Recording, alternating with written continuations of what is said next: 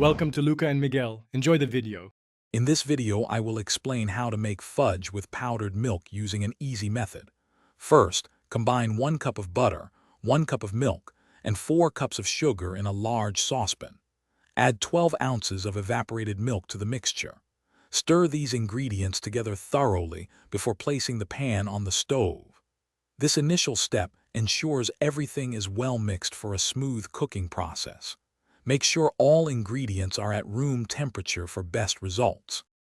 Once your ingredients are combined, place the saucepan over medium heat.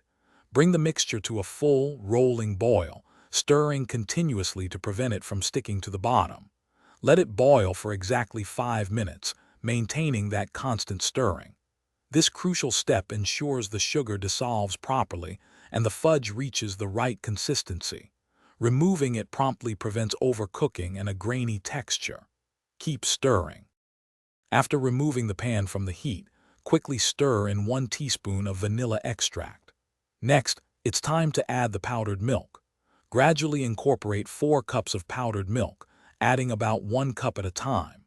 Stir vigorously after each addition until it's completely smooth and lump-free.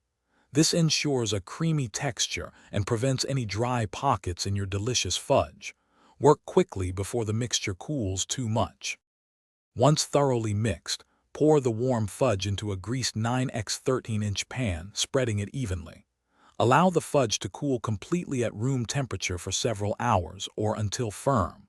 Resist the urge to refrigerate as this can affect the texture. Once set, cut into squares and enjoy your homemade treat. For more great tips and deals, including a link for Little Tree's black ice to keep your car smelling fresh, check the description below.